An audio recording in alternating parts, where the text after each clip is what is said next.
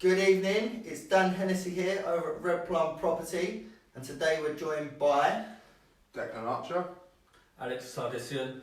and we're going to be talking in this evening's show about SA, what SA is like in the Liverpool area, and just really share Declan's story because he's got some great insights that, from speaking to you, that we're going to be sharing with you guys. So stay tuned in, it's going to be a nice meaty show, plenty of information. I hope so. Don't know, we will get there. Yeah, You've got plenty to share with the people, especially for people that are outside the area of Liverpool. Yeah. And particularly, say you've been in it a while now. So, I've been, But we're touching on the journey. Okay. Firstly, I just want to find out what life was like before you got into property. Yeah. Okay. So What were you doing? I've only been in, well, I say I've only been in property since October 2017. That's when I bought my first property. Prior to that, I was in the Royal Marines, and I spent 10 years in the Royal Marines. I only left just October just gone, and that was a great 10 years. I got to travel the world. I spent time in Afghanistan, in the Middle East. Oh, was that a tough time? Norway. Yeah, I mean, I wouldn't advise it for a holiday. You know what I mean? The weather was good though, right? I mean, the weather was good. It was a bit sandy. I did a lot. Unfortunately, injury meant that I had to leave, and I got discharged medically just back in October. And how did you feel about getting discharged from the army? It was such a long time. The Navy, technically. Sorry, I'm not from the army and Marines. Yeah. You can take me up on that. Apologies. That's all right. It was hard. It's hard to take. You know, I'm still adjusting. It's only been a few months, but I have now found a new career in property, and so far, touch wood, it's going well. And how did you get into property? How did I get into property? I wanted somewhere to live in. I kind of knew that I'd be getting discharged from the Marines, and it's everyone knows, you know, if you've got a bit of money saved, it's good to buy somewhere for yourself to live in. So I met my partner 5 years ago up in Liverpool. It was pretty much confirmed that when I'd be leaving the Marines, we'd be living together up here. And I had some money put aside through savings. I did have some compensation from my injury. Nice. So I wanted to put that into property, buy us a house to live in. And I started looking. I wanted a good deal. I must have viewed 30 to 35 properties before I found one and got an offer accepted. So that's how I initially started. And you say you're looking at deals, so for people that have not yet even started looking at deals, what was you looking at, and what brought you kind of to Liverpool initially to look for deals? I'm just assuming in Liverpool is where you started, is that right? Yes, exactly.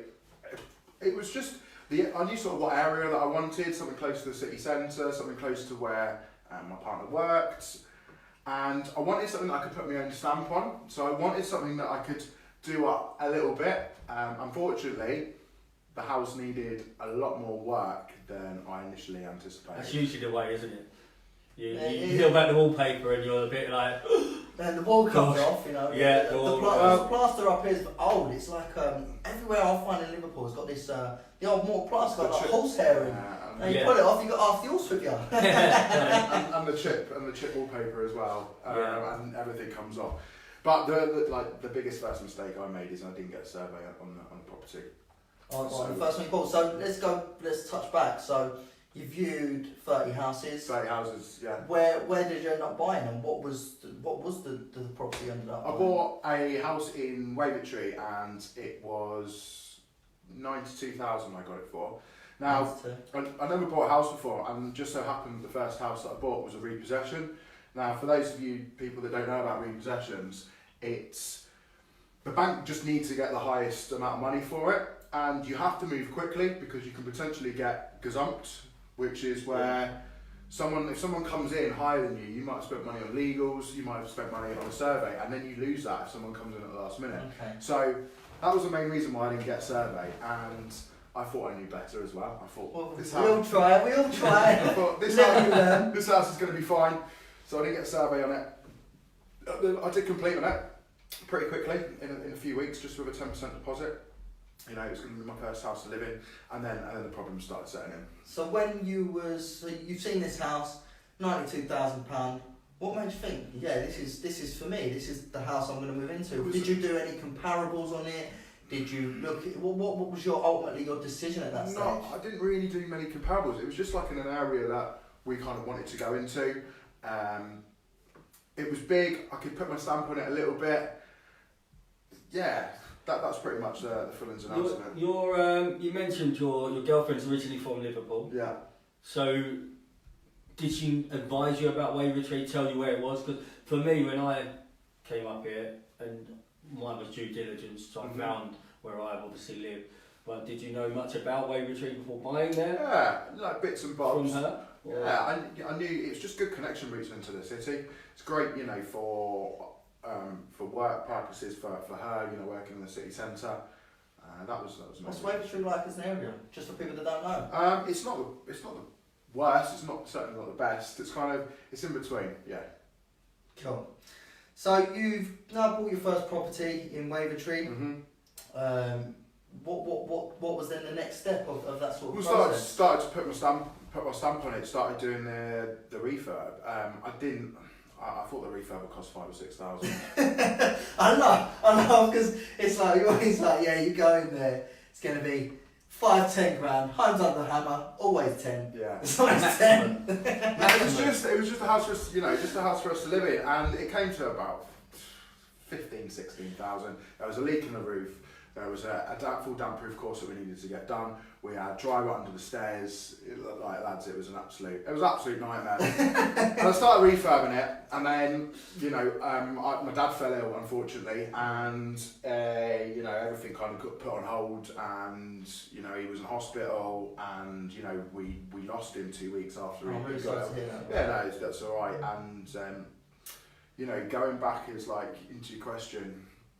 You know, why did I get into property? Why did I then make property my sort of full-time sort of job? It became apparent, you know, that he'd worked his life all this time, and you know, unfortunately, 4 years after retiring, you know, he died, and he was never really able to enjoy his retirement properly. So was that so? It was more like, did that give you a kick up? Yeah, it gave me a kick up. And then I started, you know, researching like how you can kind of make money, make passive income. You know, I had some money, I had a property, and then that's when I started doing some training and educating myself. Like before that, I'd never really done any education. I was just winging everything, you know. And I came across Samuel Leeds, and you know, if he's watching or if any of his academy members. Oh, we're charging for plugs. Samuel Leeds. The invoices in the post.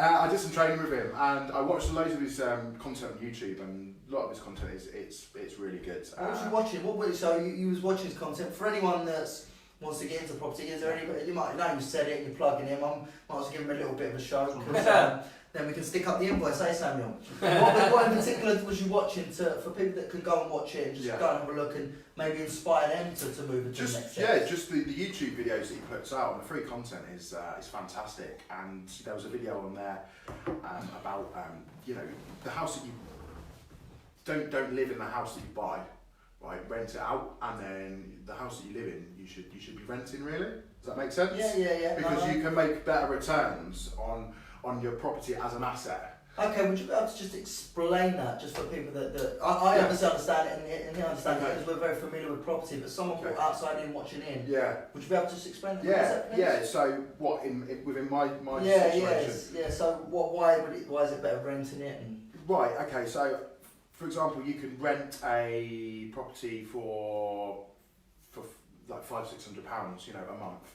And whereas I realised that the house that I was living in, you know, it's a big sort of family house, I could potentially rent it out, you know, by the rooms as a HMO, and it would do £1,200-1,300 a month on rent, and with like a mortgage of like £400, you know, I could make a considerable. So you could essentially make profit on the house you was living in that was intentionally to live in. To rent out the rooms. To make a higher amount. To then use that money as a HMO, which is, for anyone that doesn't know, is a house of multiple occupation. So you rent the individual units for the rooms, and you get a much higher cash flow and return. With that money, you'd then be able to utilise and then go and rent somewhere else because it's much lower amount, and still make a profit. You're making a profit every time. Sounds like a tidy deal. So yeah, smart. that was the initial plan. I also found out that I could remortgage my property. So I'd spent a lot of money refurbing it, and prior to educating myself, I just thought that this money's going to be lost, and I was getting myself into quite a bit of debt with credit cards, over 15,000. How did you get out of that debt, if you don't mind me asking? I remortgaged my house. I got a further advance on the loan, so I had to wait 6 months. And after the 6 months, my broker said we could look at getting a further advance, and the valuation came out at 135. So I bought this house for 92. Yeah, let's get the number. I'd spent 16 on the refurb. So we're saying 107, Yeah, 107, 108, and then it gets revalued at 135. Wow. And I managed to pull out the money that I put into it. Well, around 75%, isn't it? Yeah, and then get permission to let it out on a residential mortgage. So sounds like an absolute winner. so it was win-win-win basically. Yeah. And did you rent it out as a HMO in the end? I didn't. Okay. I was going to, but the refurb was finished around March time, and I decided to see what I could do between March and September when students would move in to make the property work for me. So this was March 2018 when the refurb was finished. So after going through the loss of my dad and finishing off the refurb, I then managed to do some research into the market on Airbnb, which is serviced accommodation. And we're still talking about this initial property, right? This initial property that I bought. Okay, yeah. so you must be a big house, it's HMOs, SA.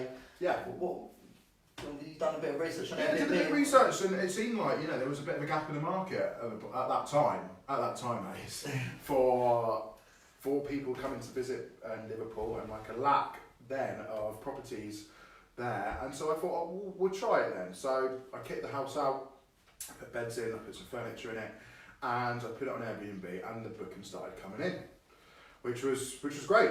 Obviously, although it takes a lot of work and a lot of effort to upkeep it when you're doing it by yourself without any systems in place, without any knowledge. I was doing all the cleaning, I was doing all the bed linen, I was doing the checking of the guests personally. That at any time you're waiting in the house for them to turn up, they're late, and I was doing this for a month, and unfortunately I got approached by a management agency, and they came in and they took the house off me, and they now manage it, and they do a great job. So you've got this house you purchased, you're going to do it as an SA, you've ended up doing it as an SA. What's sort of the next step? What happened next? Because obviously I suppose you weren't living in the loft, right? Yeah. I remortgaged, I pulled most of my money back out, and then I'd educated myself at this point, and I thought that I want to get involved in another property, which I bought for 39,000 and spent 15,000 on the refurb. Where was that? This was in Seaforth, which is north of Liverpool. It's about 20 minutes away from the city centre. Because I personally don't know Seaforth. What postcode's that? Is that It's L21. L21. So there's recently I shared an article on my Facebook explaining about the capital appreciation in the area, and I did some research, and I thought this is an area that's on the up. And now I've been educating myself, I realised that it's good to buy in an area where house prices are looking to rise. They were low, you get good returns. So I bought a house for 39, I refurbed it, managing the builders myself. I was jumping in, doing little bits and bobs, and I spent 15 on the refurb, and that got revalued at 70. Wow. So I managed to pull out 53,000 of the initial 55 that I put into the deal. What's your thoughts on managing builders yourself? Very difficult if you're at the other end of the country. I was still in the Marines at this point, so this refurb was going on last summer through to sort of September. It was about three and a half months to refurb this property, and it took some time. It took some time, and builders, you need to get good recommendations basically. Otherwise, you could end up getting unstuck, because if you get the wrong builders, and they can cost you a lot of money. Did you have any horror stories of builders? For me personally, when I'd done my house, it was a case of waiting in for the builder to turn up just to get a quote, or being down in Kent when they're telling me I finished the work and then you send me a picture and you're like, that doesn't look quite right, you have to wait till I come up and check it, and then you get here and haven't finished it.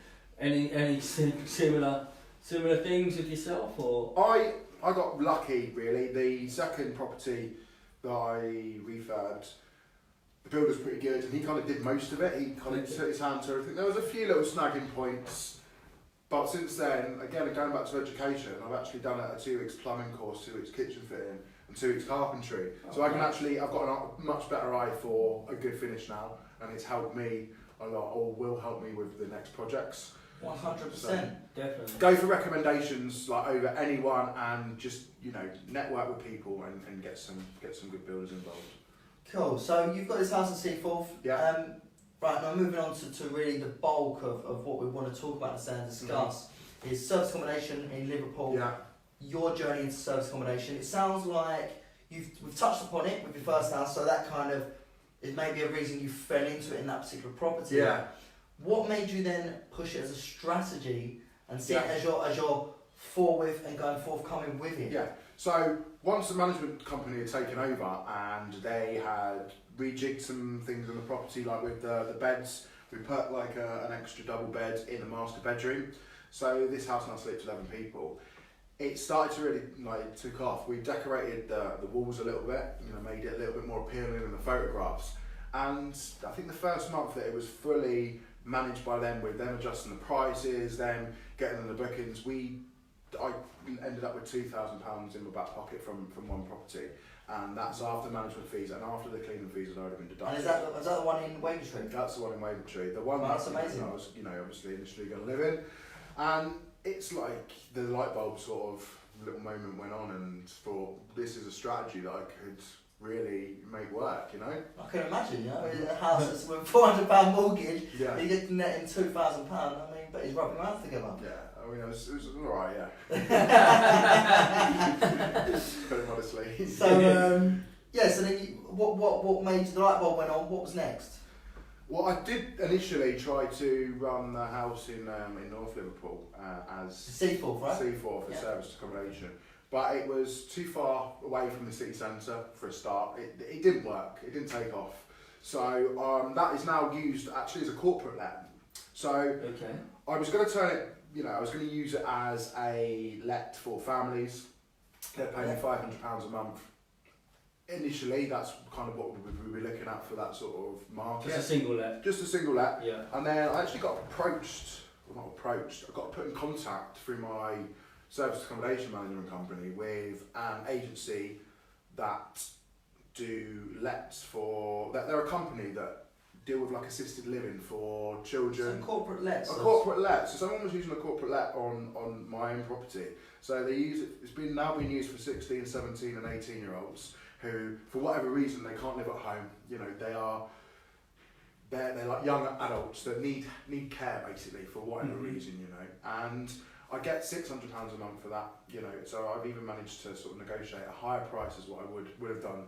Is that on a fixed contract? That's 12 months contract, and the advantage of that is they deal with all the maintenance, they deal with all the repairs, they will deal with everything, and they guarantee my rent. So whereas if you're letting out to a family, especially Seaforth, it's not the best area in the world. I mean, it picks up a house there for 39,000. It's not going to be an amazing area. Like no disrespect to the area. There's better areas out there, right?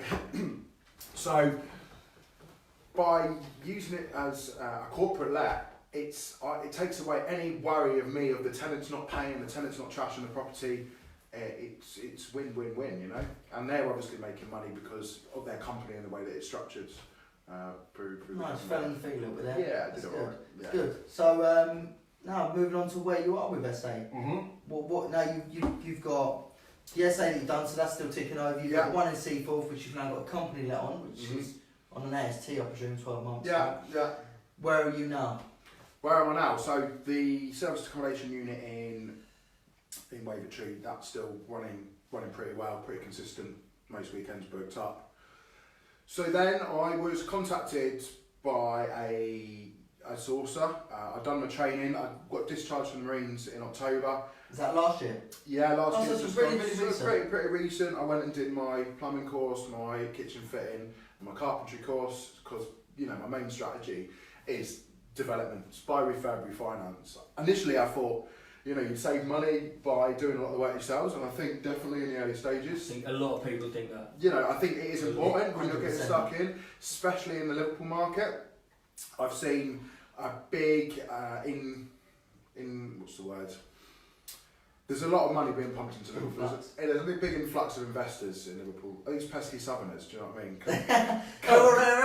Coming up here and snapping up all the property prices, snapping up all the houses and pushing the prices up. They're quite happy to buy a house for 60,000 to spend 20,000 on the refurb, for then it to just be worth 80,000 just because of comparables. Yeah. So if anyone is looking at buying in Liverpool and they think that you're going to buy a house for 60, you're going to spend 20,000 on it, and it's going to be worth 100.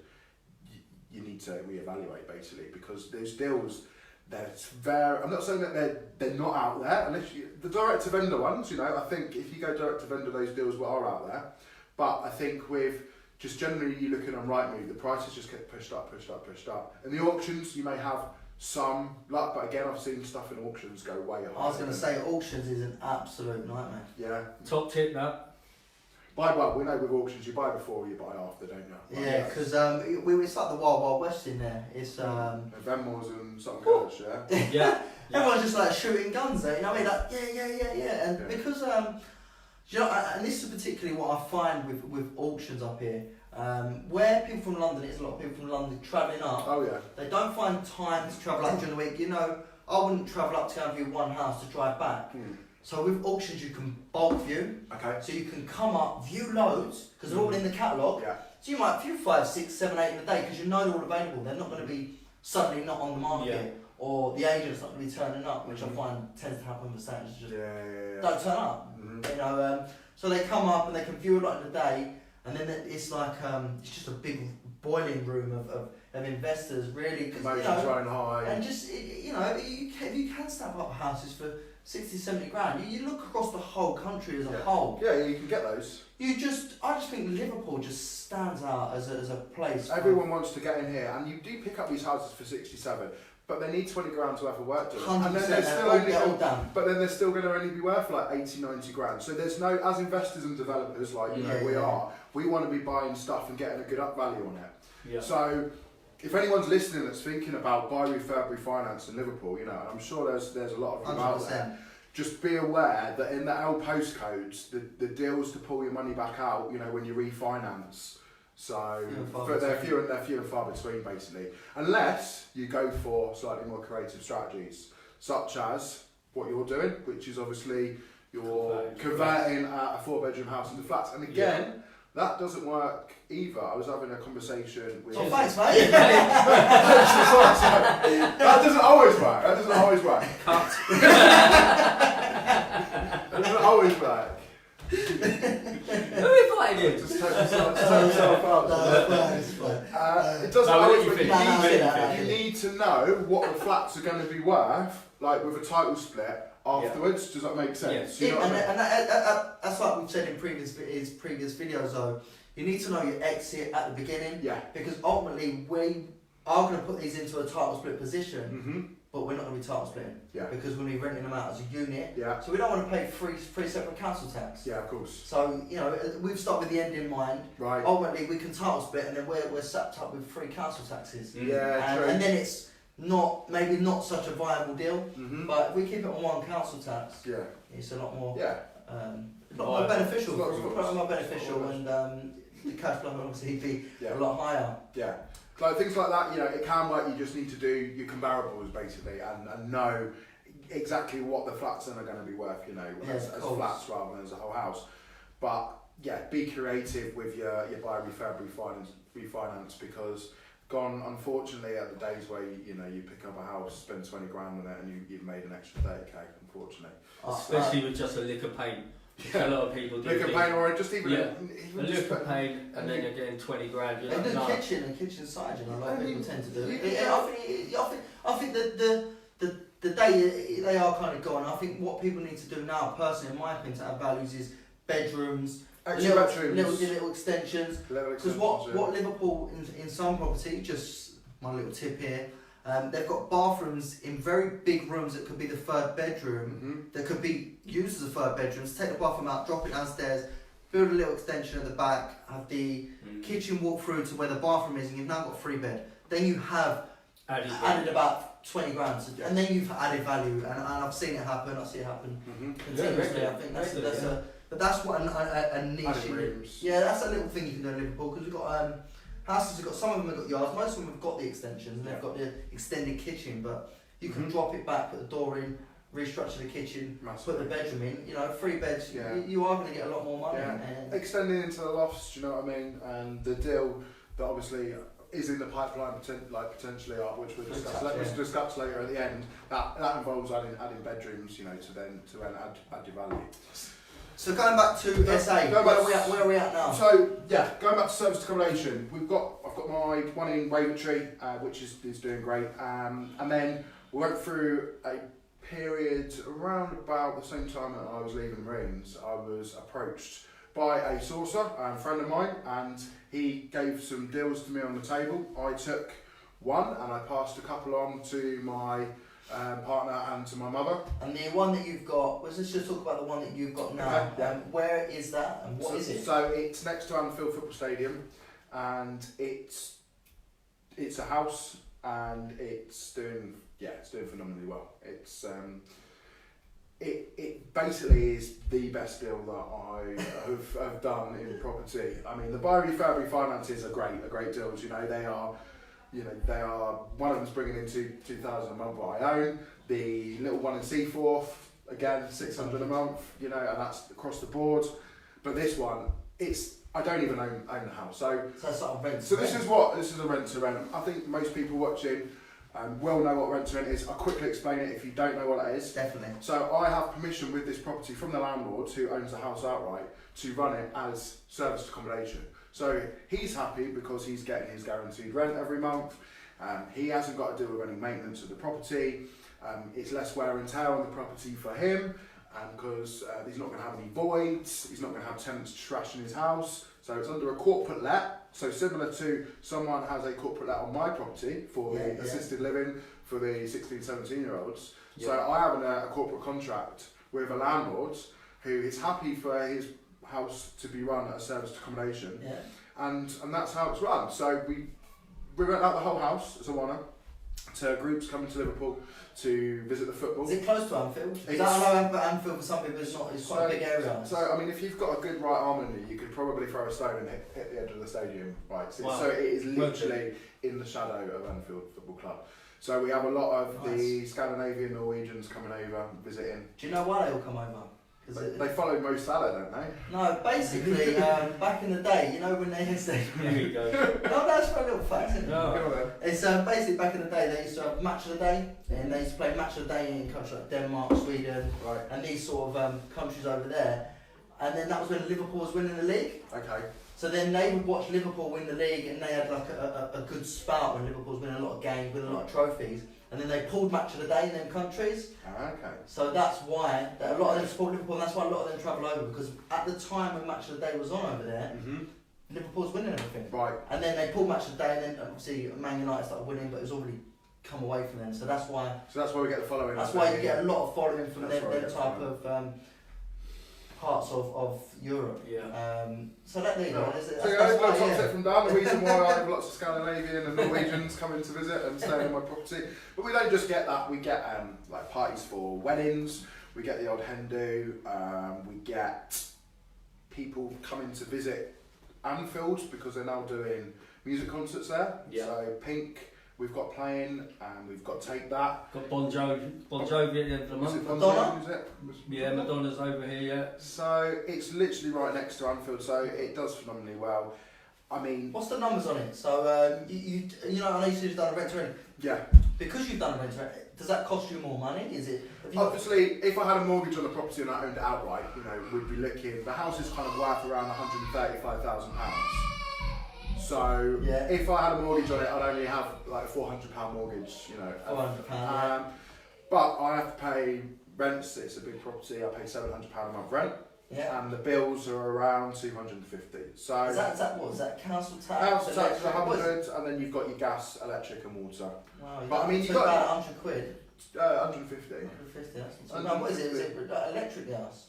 No, Is that it's just just, like- but like the house is barely occupied. It's only on the weekends. Okay. You know, so, okay. So it's not. It's more about a weekend I market. say barely occupied. We do have weekday bookings, but yeah, it's the weekends where Tend to be where yeah, more your demand weekends. is. It's what I find Liverpool's like a party city. I Yes. bet. Yeah. People Yeah. come up here from Manchester, wherever they are coming from, and it seems to be just a very friendly city, full of culture, full of history. Beatles, You know, it's just Echo Arena. it's just loads of reasons to be in Liverpool. To be horse honest. racing, the Grand Yeah. National, and that. But yeah, April was the best month that the house has seen. So after the 15% management fee has been deducted, and after the cleaning fees, because to be fair, the guests we charge on Airbnb, there's an additional charge that guests pay for the cleaning. So after all those fees are deducted, the house brought in just under £3,100. So Wow. it was a net profit Net £2,100. From What a deal! What a deal! You don't even know. it was an absolute. The deal was an absolute steal. Where's this saucer?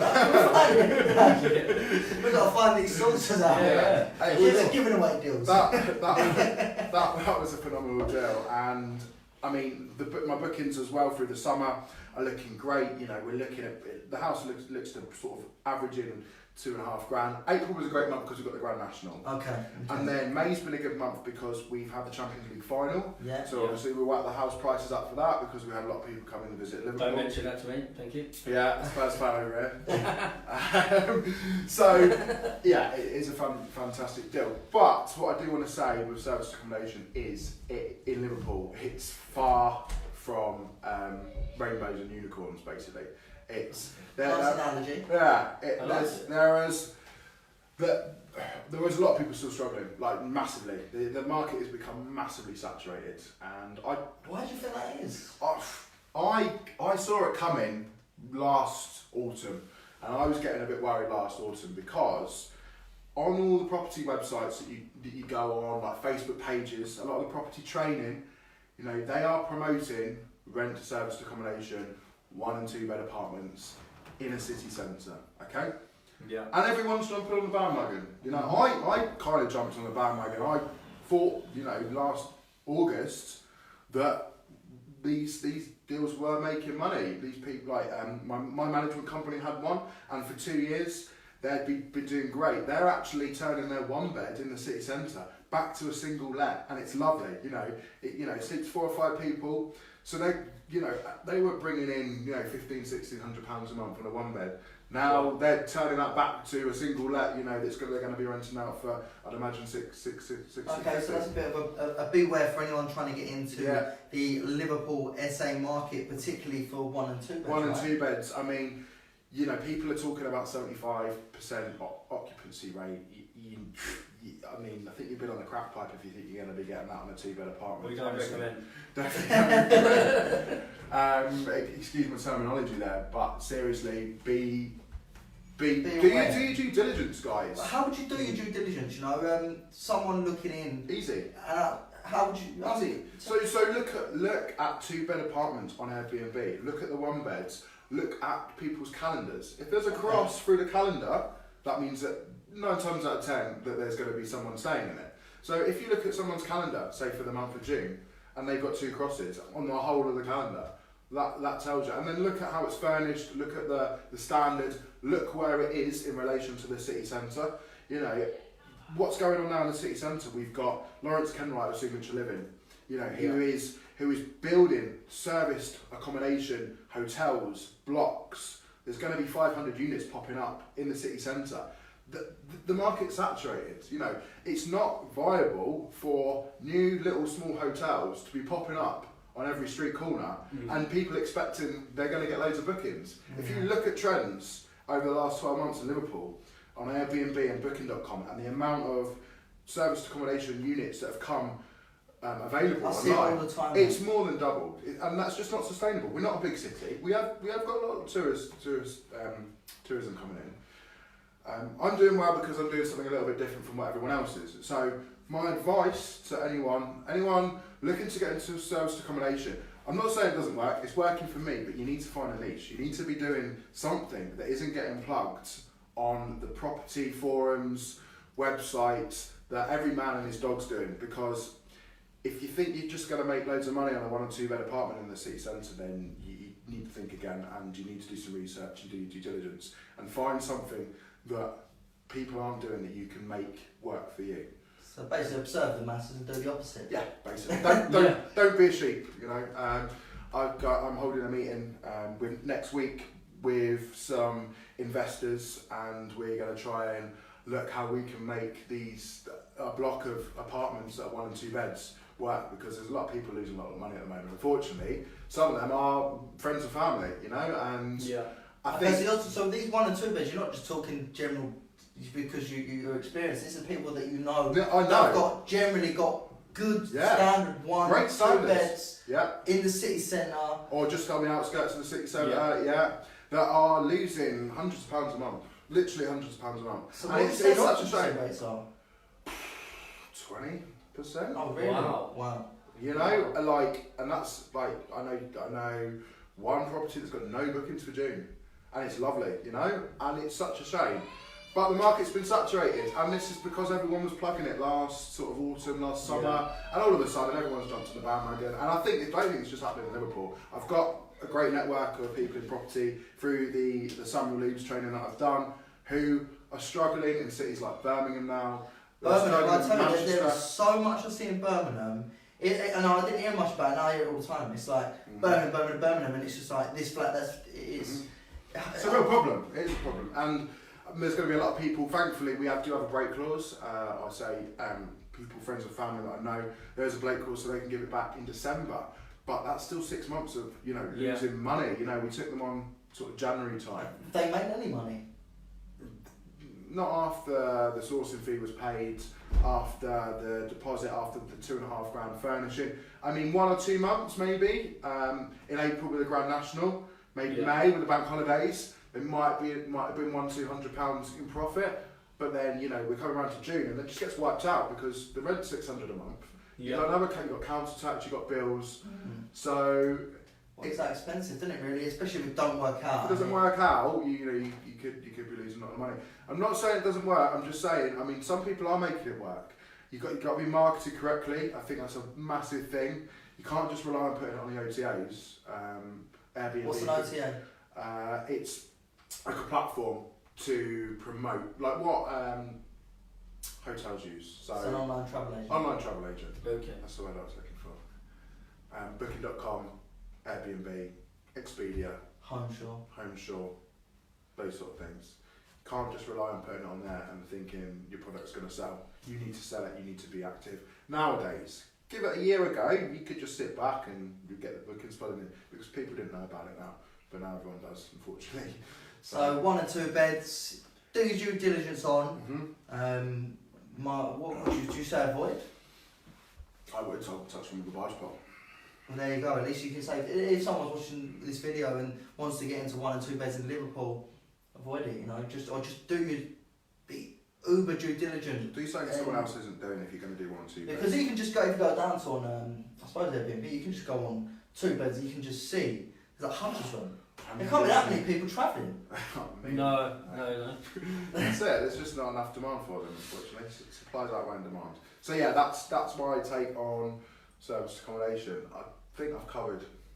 Any SA advice, any tips for people in particular? So SA, whether that's leasing furniture, dressing, anything SA related. I don't lease furniture at the moment, but I might look at doing it. It swings and roundabouts. It's up to you what you've got. Sort of, if you've got money in the bank to buy the furniture outright, then I would I'd lean to, and you don't need the cash flow that much. I'd lean towards buying it because it just works out cheaper in the long run. But then you can, if you're leasing it, you know, it can obviously be taking away tax every month. Although I have been told that if you keep the receipts from the furniture that you purchase, you can deduct that from your tax bill.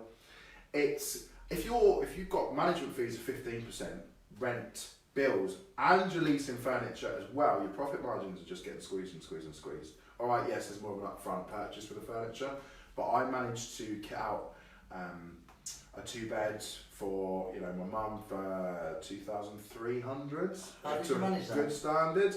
I used Facebook Marketplace to a certain extent. I used B&M. I got some good deals on the beds offline. Keep your receipts still, even if you get stuff on Facebook Marketplace from suppliers. Obviously, you're going to need that for tax reasons. So it is doable on the cheap if you're creative with it. There was something else I was going to say. What else? Other advice with serviced accommodation. Yeah, you should be able to have a management company deducting 15% and it still be profitable for you, in my opinion. Now, most of us get into property because we want to be financially free. We want the freedom to do what we want to do, spend time with our loved ones, go travelling. Right, so serviced accommodation, it is a full-time job, right? If you're dealing with cleaners, if you're dealing with guests, bookings, replying to the bookings, problems with the guests that like ask you loads of stupid questions, guests that can't work the lockbox properly, guests that break beds, guests that trash your property, and the cleaners that don't turn up on time. Do you want that? Do you want that issue? You're just replacing a job with another job, right?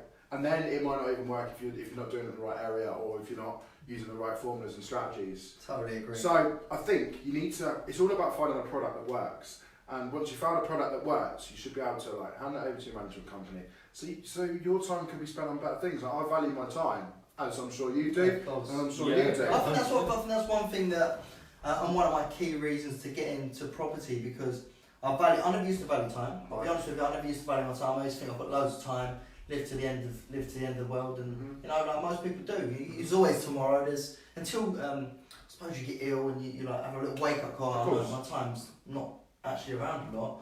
Time's irreplaceable. It's the only thing that you can't buy more of and you can't get any more back. So like I said, going back to that, I'm now valuing time. I think property allows you to start future buying your time back. Massive. Well, like you now. So what's been your favourite part of your property journey? Well, going off the Alps the last 2 months. No, when the bookings start coming in on Airbnb, that gives you a great buzz, and you're like, I'm onto something here. This is going to work, and that's a little light bulb moment. The first real month of when I handed it away, I still get the bookings come through. I still get a notification on Airbnb when I get a booking. I can still see how I'm doing. How does it make you feel when you see them bookings? Oh, it's like all of a sudden I've got £500 coming into my bank account, and of something that I've done previously to set something up, I've systemised it. So that's coming in, £500 is a week's wage to most people, And I'm doing this on the weekends with very little time and effort of my own. And it just gives me the freedom to do what I want to do. And what have you been up to then? Good question. So how long have we got? So I think a lot of people quite often lose track of why they got into property in the first place, and they just go from one deal to the next deal to the next deal. Totally agree. And I set my goal as initially that I wanted to replace my salary from the Marines with property. Well, after educating myself, after going on the courses. So I had an opportunity to come up to spend 2 months in the Alps to basically do something that I love, and that's adventure sports. So I spent 2 months skiing, living off the money that... Where did you go skiing? I went to Val d'Isère in the French Alps. Yeah. I've never been skiing, have you? I have been skiing. I have been twice. Do you know what? No, because I'm the kind of guy that goes down. I fall down them holes and stuff like that. It is hard work. It is hard work. Take him, please. When you're learning, it can get quite emotional. But that's why, because when a guy always asks me to come skiing, and it's like, for me, it's a large commitment, because it's like I've got to learn to ski. Because you don't like... Dry slope in Manchester, you can get yourself on that. You get a dry slope. It's just like... They've got a good one. It's just like a really long process. And then I rang them up, and then they was like, you've got to get this card, and you've got to be like signed off to this level. I thought, blimey. I said, do you know what I mean? I thought I was just jumping in some snow, putting some skis on, off my head down, and I was off. You could fall off a mountain, so... No, you probably... The mountains are pretty big, I don't really know, just fill off. Yeah. It's good, mate, when you get it. When you get it, it's great. We'll have to come with you. Definitely. Once we're all making millions and that, we'll buy the slope.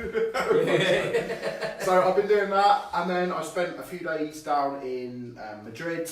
What for? The Champions League final. Prior to that, I was scuba diving on the coast of Nerja, And again, this was only made possible by what I've done in property over the past sort of 18, 20 months, you know what I mean? So property's changed your life. property has changed my life. It's a cliche sort of saying I'm financially free, but generally at the moment I am. Now, I don't think with property you're ever completely passive income. There's always going to be maintenance issues, especially if you're only properties you're going to do. You know, you need to do a repaint every now and again. Next week I've got some painters coming in on my first property. It's had a little bit of wear and tear over the past sort of 16 months with guests coming in and out. Scuffing bags. Yeah, scuffing the bags of going upstairs. You know, they come back a bit drunk and like people, you know, kick the skirt in and things like that. Just looking a little bit tired. And I think with the market, the way it's moving at the moment, you need to keep on top of it. So it's worth me spending the money to get it uplifted. And then we'll get the photographer back in there and we'll get all the pictures done. I'll probably do some feature walls as well, just to make it more appealing. Change it up to keep up with the ever expanding market in Liverpool. So I've been doing that. I've been enjoying life. You know, doing what I did to get into what I set out for in the first place. So would you say that's your travel? Sorry, yeah. Would you say that's your best? My why, or Yeah. that's my why. Your why, yeah. So I've got the time and the freedom to enjoy life. Isn't that the aim for everyone? Yeah, Whether it's spend more time with your kids, if you've got kids. I haven't got kids at the moment. Nothing about that. So the girlfriend's watching. so there's that, and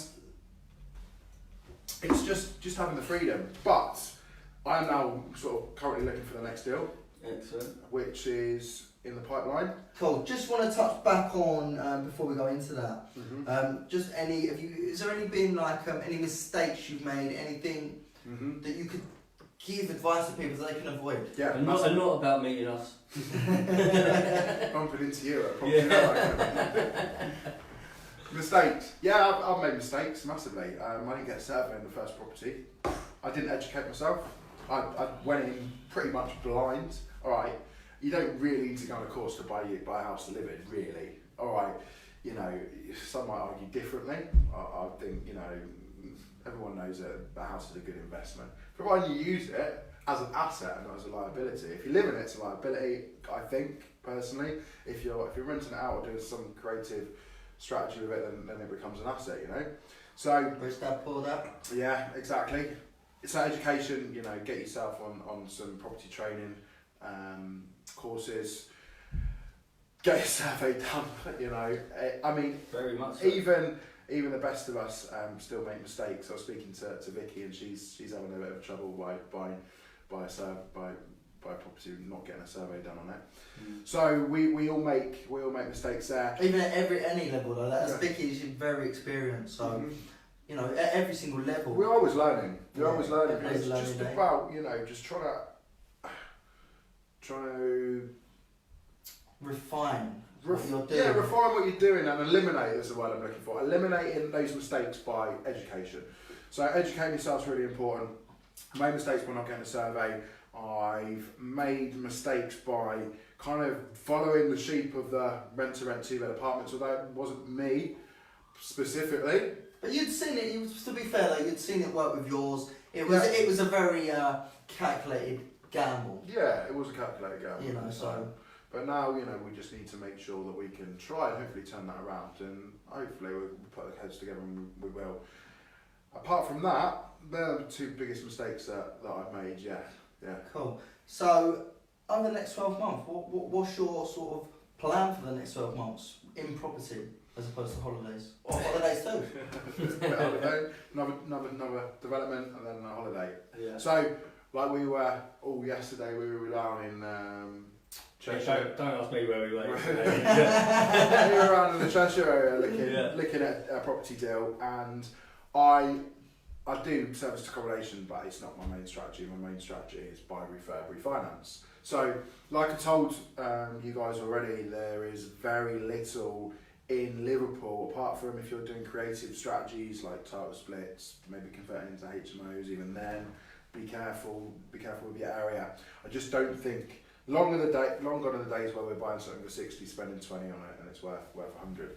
So I'm now looking outside the sort of Liverpool bubble to a certain extent for a development project that I can add value and make a considerable amount of money on. So we've found a potential deal for a bungalow in Cheshire, and we've secured it for 230. And what's the numbers on it? So yeah, it's got it's a lovely bungalow. It's a great area. It's right next to 2 grammar schools, sort of Millionaires Row almost sort of area. It's been secured for 230. I believe it's a probate property, so someone's died in there. If you Not want to in go, not in the house. they've obviously been removed. If you want to go and have a look at the property that Declan's talking about, go and check on one of our walls. Yeah. I'll post a link in after the show. You can have a look because we've done a walk around yesterday. It's going to be a very good opportunity. Great. So get involved in, but I'll let you finish on it. Yeah. So the numbers on that, it's 230 purchase price. You're looking at 80 to 100 on the refurb, and that's including, it comes with planning permission. So that's always a plus. So we're extending out the front and out the back, where the garage is, to create another 2 bedrooms. So we're going to turn it into a 4 bedroom, and it's already got planning on it because the previous buyers, it fell through and they had already put it through planning, so they haven't got the money. Right. So it's there with planning. I mean, it can cost you £5,000 to £10,000 to put something like that through planning. So that's a massive advantage.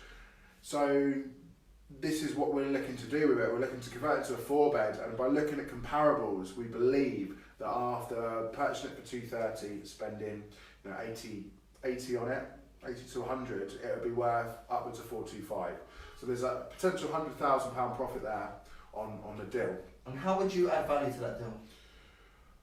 How could the guys? Yeah, you're going to get this extension. What is that extension? Is it up, round? No, it's not up. Like we are keeping it like as a bungalow. It's extending out the front and out the back. So the garage is getting moved forwards down the drive, and then that kind of comes onto the side of the house. That connects to the house, so that will then become a bedroom. And then out the back, we're literally moving the kitchen into a completely different area of the property, Nice. and adding another 2 bedrooms sort of round in and around that area. It's a great deal, providing it all goes through. It's not over the line yet, touch wood. I don't want to jinx it. I wish you luck on it. But I mean, that is something that we might be looking to work with people. And how would you be looking to work with people on that particular project? It would be if they've got their money sitting in the bank and they want to get a better return, we would offer them 8%. I think that's fair. So anyone that's particularly got any money sitting in the bank, earning what's the bank earn these days? 1 point, less than 1 point. Well, less than 1 point, yeah, isn't it?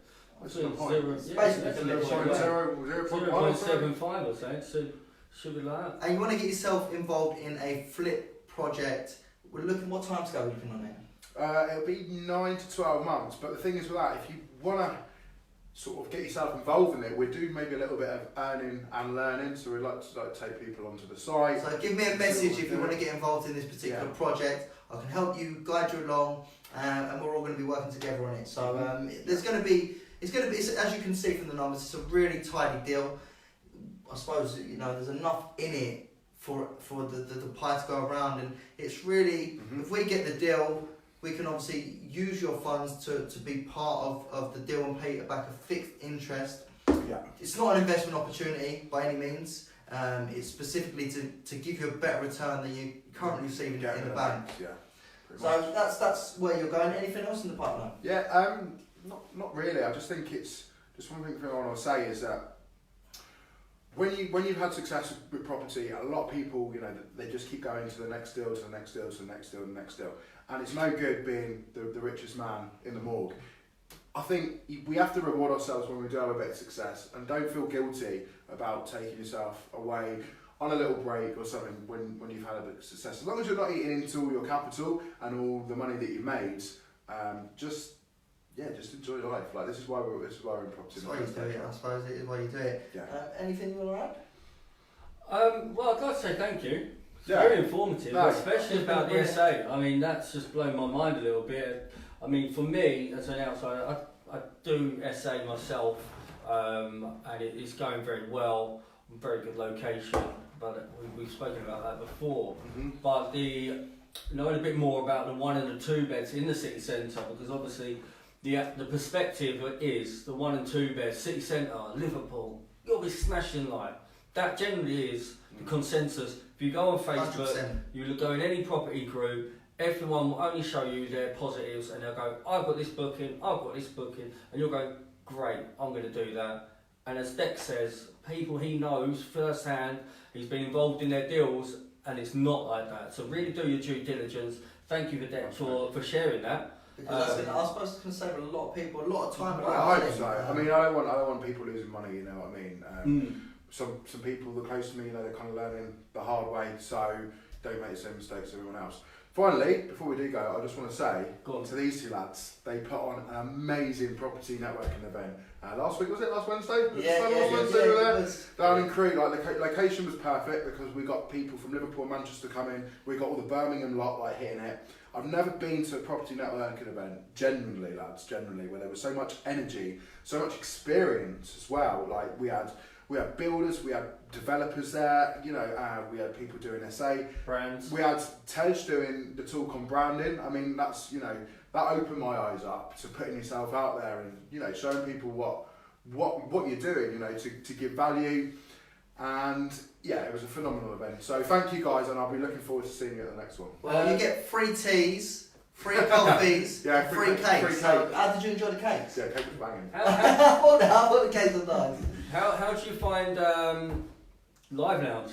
It's something. Yeah. How have you felt being on Live Yeah. Lounge? I know it's a new. You made me feel very comfortable. Hopefully, there's not too many ums and ahs because that's something that I'm aware about. And hopefully, To be honest, I've been listening now, and there's not. So good. Hopefully, I've given some value to you guys and some good content, and you've learned a lot. You know, I've been doing it. I'm not claiming for any moment that I'm an expert on serviced accommodation or buy, refurb, refinance. There's some guys out there, you know, with developments. Just quickly, Neil Ellis, if you're watching, he has helped me out massively with the refinancing, buy, refurb, refinance, and giving me tips, all just for free, you know. And I'm not an expert on serviced accommodation, but I have been doing it a lot longer than most people have been doing it, and I've seen the trend and how things are going, and I'm just hopefully me sharing some information with you guys. It will help you avoid some pitfalls and help guide you on your journey. If SA is your chosen strategy. So where can people find you, Dex? So people that maybe people watching this, they want to get involved in the SA market. They've had a little dabble, spoke to a few people. Yeah. How can people find you? Well, you can find me on Facebook is what I'm now using more for business. So Declan Archer if you search me, you'll find me on Facebook. Feel free to add me, drop me a DM if you've got any questions. If I can help, I will. Also, what we're going to do, in the comments, we're going to leave a little interview which I had for the Samuel Leeds YouTube channel. I was on Winners on a Wednesday back in January, and that shows you a little bit more about my story. I'm a little bit more in depth of how things are working out for me. That was back in January, so things have changed a little bit. So if you're interested to give that a watch, then it'll be in the comments, alright? Brilliant. Well, just want to say thank you very much for listening. If you want to be in the hot seat for Red Plum Live Lounge, please get in touch. We are always looking for anyone in Liverpool, in the local area, who wants to come on, share their story, add value to others. Because the reason I set up a networking event, which is actually next month on the 5th of July, we look forward to welcoming you down there, is because I'm all about connecting people. As you said, Neil Ellis, he's giving you free information, free knowledge. Okay, I understand there's sometimes a price to pay for knowledge and information. Yeah, and I do get that, and you know, you can't give away everything for free. But the reason I've put these events together on Red Plum Live Lounge is to give as much content to you guys that's totally free of charge. That's why I asked, I mean, have we got any questions for the Q&A that we need to cover before we sign off? The main question we had was good areas. Where would you say is a good area? Which I think you kind of covered, but if you want to... Do you need to be a city centre? What kind of size did you need? It doesn't need to be city centre, but it needs to be within sort of 10 minutes from the city centre for it to work. But as for areas, I think look where hotels are popping up, right? Look where hotels are expanding. Look for where there's demand. Bring up hotels and see what their occupancy rates are, you know, because that will give you a good idea. I'm not going to tell you exactly where and when because I don't really know exactly where. Every day's a learning day. You know, it's not just the area; it's the product. There's a lot of things. You know, it's a big beast SA. You know, so there's not really a specific answer for that question. But I hope those few pointers help you out a little bit. If you have got questions, reach out to Dec. He's more than happy to chat to anyone. Really approachable guy with a lot of knowledge. Myself and Dan, really excited to be working with Dec a lot further in maybe developments as well. And watch this space. But from me, thank you for watching. We're out. So thank you. Cheers, guys. Thank you very much, guys. Enjoy the rest of your evening.